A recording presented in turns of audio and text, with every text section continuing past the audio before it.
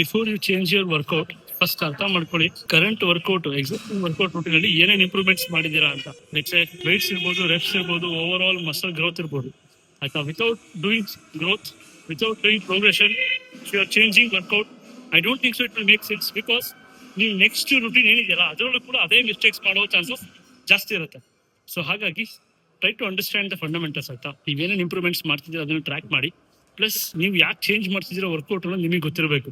ಸುಮ್ಮನೆ ಬೋರ್ ಆಯಿತು, 3 ತಿಂಗಳಾಯ್ತು, 6 ತಿಂಗಳಾಯ್ತು ಚೇಂಜ್ ಮಾಡಕ್ಕೆ ಹೋಗ್ಬೇಡಿ. ಇಟ್ಸ್ ನಾಟ್ ಜಸ್ಟ್ ವರ್ಕೌಟ್ ಆಯ್ತಾ. ಓವರ್ ಆಲ್ ಬೇಸಿಕ್ ಅನಾಟಮಿ ಅರ್ಥ ಮಾಡ್ಕೊಂಡ್ರೆ ಅಥವಾ ನೀವು ಬಾಡಿ ನೀಡ್ಸ್ ಅಥವಾ range of motion, joint functionality ಅರ್ಥ ಮಾಡ್ಕೊಂಡ್ರೆ ನಿಮ್ಗೊಂದು ಐಡಿಯಾ ಸಿಗುತ್ತೆ ಅಂದ್ರೆ ಯಾವ ವರ್ಕೌಟ್ ಮಾಡಬೇಕು, ಎಷ್ಟು ಮಾಡಬೇಕು ಅಂತ. ಸೊ ಅಷ್ಟಿದ್ಮೇಲೆ ನೀವು ಫಂಡಮೆಂಟಲ್ಸ್ ಅಲ್ಲಿ ಸ್ಟಿಕ್ ಆಗ್ಬೇಕು. ಸೊ ಈಗ ಬೈಸೆಪ್ಸ್ ಮಾಡಬೇಕು ಅಂದ್ರೆ ಬೈಸೆಪ್ಸ್ ಕರ್ಲ್ ಮಾಡ್ಬೇಕಾಯ್ತಾ.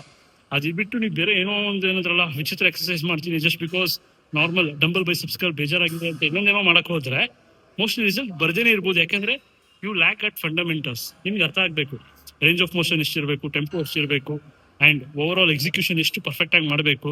ಸೊ ಅದನ್ನ ಅರ್ಥ ಮಾಡ್ಕೊಳ್ಳಿ ಆಯ್ತಾ. Training towards failure, train to establish mechanical tension. So ಇವೆಲ್ಲ ನಿಮಗೆ ಅರ್ಥ ಆಯ್ತು ಅಂದ್ರೆ ನೀವು ಇನ್ನೊಂದು ವರ್ಕೌಟ್ ರೂಟೀನ್ ಫಾಲೋ ಮಾಡೋದ್ರಲ್ಲಿ ಅರ್ಥ ಇರುತ್ತೆ.